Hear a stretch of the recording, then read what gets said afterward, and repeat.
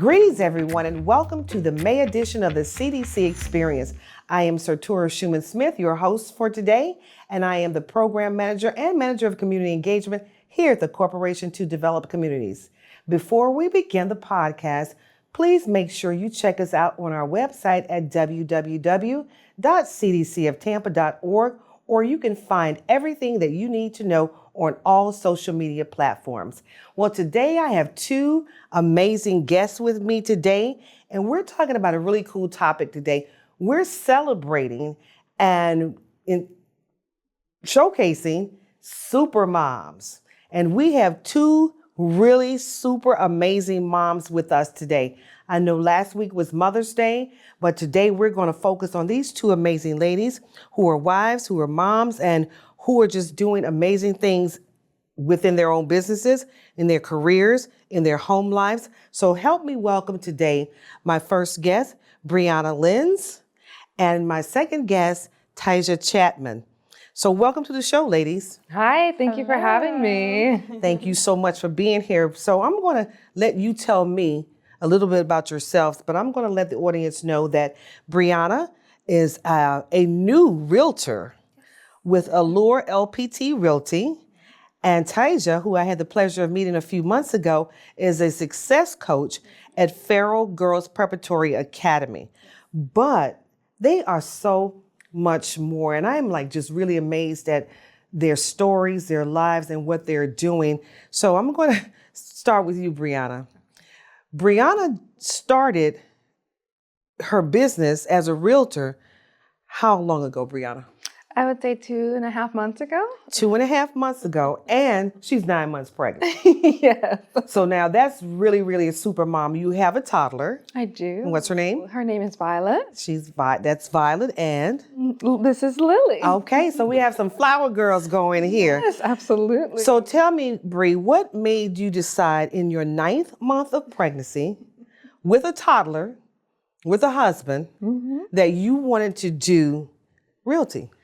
So it became about my girls. It was the motivation to build a family legacy that I wanted them to be able to make choices out of desires and wants rather than needs and survival. So it became like, okay, copy the right cat. Where is it that the most millionaires and billionaires are even made? And it's in real estate. Okay. So I'm going down 2 different avenues in regards to real estate, doing listings on the MLS and also wholesaling real estate with my new company, Lindsay Legacy Property Solutions. Okay, say that again. Lindsay Legacy Property Solutions. Okay, so how can somebody find out about Lindsay Legacy Property Solutions? Did I get it right? Yes, okay. We have a website, and it's just for if you want to get top dollar for your property, which we're going to actually target the MLS. Make sure you have the proper marketing, agency pictures, and things of that nature. Or you can get fast cash, which we're going to target investors, where you can get the most money for your cash within 30 days. Okay. So you can get out quick. It just depends on what you want to do, but you have that option. Okay. And that's what gives you the freedom to be able to dream responsibly as you move forward in your future investments. I like what you just said, dream responsibly. Absolutely. Yes, because it's very important. Some people have it's good to dream big, but you need to have a plan. You need to be informed. And that's what I'm here to do, to provide those solutions for your property. So that responsible dreaming is really goals. Yes. And actions towards your goals. Absolutely. Okay, perfect. I love that. Now, Miss Taija. Yes, ma'am. We met a few months ago at Farrell Girls Preparatory Academy. Yes. And she was all into her girls. It's a school full of girls right here in East Tampa. But we had a conversation. We started talking with you. And not only are you in the school system, you're an Air Force reservist. Yes. Is that correct? Yes. And how long have you been in the Air Force? I've been in the Air Force for 6 years. 6 years in the Air Force. Working with how many girls average? We got about 430 girls right now. Okay, let's top that on to Air Force reservists, working with 400 plus girls a day. Yes. And raising 2 children. 2 children yourself. Yes. And a wife. Yes. All right. Okay, so that's why I said super moms. So tell me about how you got into the Air Force. Which came first, the Air Force or the school? School. Okay. So I now know that my purpose is education. Like I am a teacher of all things that interest me. I started off teaching math for 7 years. Okay. And then I became a success coach within the last 3 years. Probably like a little bit, maybe about year 4 of teaching. This was before I got married. I'm a mom, and I'm like, I need health insurance that's cost efficient for me and my daughter. And then that was going through my mind. And then the other thing, I was like, I got introduced to like teaching overseas. And so I was like, oh, maybe me and my daughter could go overseas and I could teach math and we could travel the world. And then I had a coworker at the time. She was married to someone in the Air Force for many years. And she was like, you ever thought about doing the reservist? And I was like, no, I never thought about it. So then she planted that seed. I talked to a recruiter and like the rest just became history. I was like, okay, I get health insurance. I can travel the world. I can still teach. I can do all the things that I want to do and take care of my daughter at the time. And so Their responsibility, being responsible. yes, dreaming responsibly. So joined for really like benefits, and now it's like I love being in the Air Force. So I'm definitely making a career out of it. And I love the fact that being a reservist, I still get to teach. Okay. Still get to educate, still get to live in my purpose as a teacher. I'm loving it, and I don't want to ever discriminate against age or just say that this generation or that generation, but it's something about this generation because I can't even imagine when I was your age saying, I'm going to do this, I'm going to do this, I'm going to do this. No, I'm going to go to school, I'm going to get a job, and I'm going to be okay. But just to hear the energy coming from both of you, let me ask you, what is a weekend look like as a reservist? What does a typical weekend look like for you when you're on duty? So I go to work. I still have to go to work on Friday.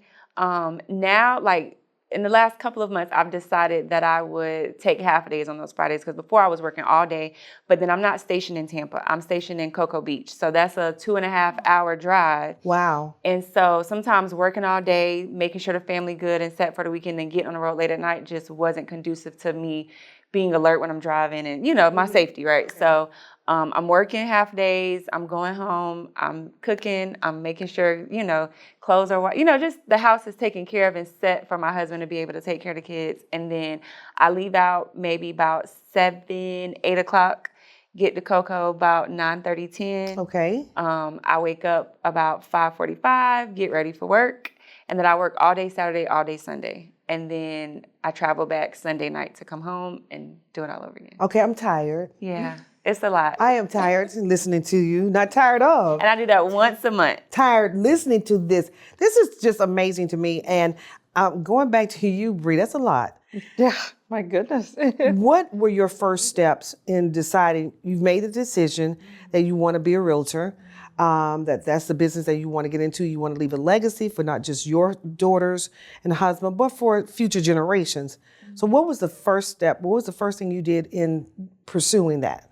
So I tried to navigate which real estate school would be the best fit for me. So as being a stay-at-home mom at the time, it was something that would be able to be not hybrid, but completely online. Mm-hmm. So when my baby is napping, I'm up on my phone making sure that I'm studying while she's sleeping. So I'm not walking into class or needing to be somewhere where the deadlines are kind of restrictive. Mm-hmm. It was something that was open. I had an app okay. I was able to do, and then I was able to finish it. It was a 45-hour course. Okay. Finally got through. No, not 45. It's actually 63. Okay. Because there was a 3-hour portion after it with an exam. After that, figure out where I need to take my test. I took it at USF, and then I was able to get my license shortly after that. So those were the steps. You need to take that. You need to take your course, and then you need to take a national exam. So have you taken the national exam? All done. Yeah, that's what gets you officially licensed. Once you pass that one, your state. I'm sorry, it's a state exam. A state exam, you are good to go. And then you are able to shop and find which realty company would take you, what they offer, what would be able to develop you as a new agent. And I stumbled upon Allura LPT Realty, and I have just been in love ever since. And I'm surrounded by a group of hardworking, go-getting women. And if you're around successful people, you're bound to be the next one. So And you know what? It's so funny you say that because I've seen Allure Realty, not just since you've been on board, but I've followed them in the last couple of years, and they're just like this powerhouse, dynamic group of amazing women. And so I know they are so happy to have another amazing, dynamic woman a part of it. So if I want to know a little bit more about Allure Realty, where can I go? AllureRealtyHomes.com. You can see everyone who's here in the Tampa area. And if for example, you see someone you like, or you can also go on their picture, figure out their socials, see which one you'd like to go with. And not only that, Sherelle, our broker, finding out more about her and all she's been through. She's also a mom. She's in the military, as she was in the military. I think she just recently retired. But she was the start of it. And all of us kind of drip off from her as far as leaving that legacy for our own families as well. Okay. And realtors are somewhat celebrities now, because it's just not a corner bench by the bus stop, with that picture, or that little business card with that person's picture. You all are like, they do these incredible videos and presentations, and just like, oh my God, it makes me want to be a realtor. Just looking at, but I do commend you for, pursuing your goal. Yes. Still being a responsible mom, responsible wife. Both of you all, seriously, you ran down, I want to do this, I have to do this, I'm going to do this. And so that means you have your lives together. And I do know that life will continue to happen. Yeah. What's the term, lifing? Life. That you'll always be lifing. But when you have those responsible dreams, and when you have those goals, you had a set goal. I need to take care of myself and my child, so that way I can continue to dream bigger. Now, let me ask you, it may sound chauvinistic, but I hope it doesn't. What does your husband think about these goals that you continue to pursue? Let me go with Taisha first. I think I would say that we talk often about just being supportive. And I think we support each other. It's just about, hey, what this is the goal. How do we get there? I love how you talk about legacy, and that's something that we try to think about oftentimes when we take choice. Because sometimes, you can kind of, it's easy to set a goal and it's like it affects you, but it's like it's bigger than you. Like, like how is this going to affect the family, even your support system, your village? Like, I'm able to do what I do, one, because God has definitely a covering over my life and is the head of my life. But after my husband, our support system is amazing. Like, the village be villaging. Okay. Life be life and God be God, and the village be villaging. I love it. They definitely help support and get us to the finish line, and get us through those hurdles. Because like you say, when life be life, you need that support. So yeah, he's definitely super supportive. And I also love the fact that you work with young girls, on a daily basis. So you're setting an example, because unfortunately, so many of our young people, our teens, don't have, and I hate the term role models, especially when you have to go out of the home to find a role model, but sometimes that's the only place that you're going to find it. So to see you as a shining example of just super mom, super stardom, just super person, I know that is such a blessing to the girls that you serve on a daily basis, because again, I know people say, who's your role model? And you want your children to say, it's mom or it's dad, it's somebody, or Gigi or whomever within the home. But so often we have kids who can't find that. So thank you for, I know people say thank you for your service when we talk about military, but thank you for being a blessing to 400 plus girls on a daily basis. I've seen you in action. So I know you're genuine, and I know you really care. So thank you.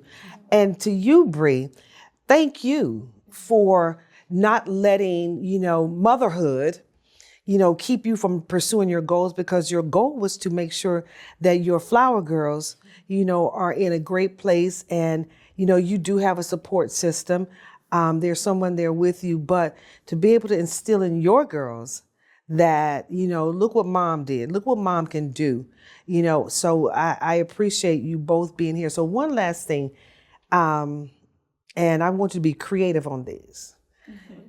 You looking at that camera, looking at your camera, and I want you to say, to those who are moms, or not even necessarily moms, but to those who really want to go out there and do what they've been dreaming of doing, give them a little bit, teeny bit of advice. Or what would you say to them? I would say speak what you seek until you see what you say. I'm going to say it one more time. Speak what you seek until you see what you say. Write down those goals. Write down those big, hairy goals and make sure you're able to actually backward track on them and see how you can break it up step by step into goals that you can be able to accomplish them daily. And also, just as becoming a mother, I also lost my spark too. So it's okay if all you were able to do today was get out of bed and take care of that baby. That's also okay. That's also productive. Rest is also productive. On all ends of the spectrum, still go get what you're going after in life, but also prioritize rest in your family and yourself. Because if your cup is not full, you cannot pour it into anything else. Okay, y'all heard that, right? Y'all, I hope you wrote that saying down. And if you want to go back and look at this again, go to www.cdcoftampa.org or find us on all social media platforms. Now, Taisha, it's your turn to be creative. Let's see, top that one now. This is what I'm gonna say. and this is a reflection of the space that I am in right now. As a Christian woman, I grew up in a Christian house. I've always considered myself a Christian, but I think there's another step that you have to walk that out. It's not just about saying you're a Christian and you believe in God. What does your life look like? Who do you follow? God is the head of my life, and if God ain't in it, I don't want it. That's the house, the career, the goals, the marriage, just everything. And so I say to all the moms that when you have those days where, like she said, the best thing you could do, the only thing that you could do good today was get out of bed, know that God is your strength. He is your refuge. He is your protector, and he will get you through those hard days. As much as I have needed him on those tough days, I need him on my best days as well. So I would just say keep God first. Keep the goals big. If you don't, my pastor always says, if you don't put a limit on God, God won't put a limit on you. So keep those goals as lofty and big and huge because nothing is too hard for him. Ladies, thank you. I should have been writing, but I wanted to continue to listen to you attentively. But I am honored that you all came on here today to share your goals, your lives. And a lot of times people think that you have to be my age or older or whatever, or seasoned to have wisdom. But what I just saw and what I just heard today was true wisdom coming from two amazing women, our super moms today, Brianna Lindsay and Taisha Chapman. Thank you so very much for being here today and sharing your lives with us, your experiences with us. And that's why I'm telling you, that's why I love young folk, because they learn and they grow. And so it's not just them, you all learning from us, your elders, it's about us learning from you. And that's, I think, how we need to create that dynamic where we can all learn from each other. And to your baby to be, we wish you all the best, a healthy delivery, and continue to let your beautiful family grow, Taisha, for everything that you're doing, for not just the girls at the school, but for the United States of America. Thank you for your service and your dedication. And thank you all for tuning into the CDC Experience. I'm Satori Schumann-Smith, and I'll see you next time.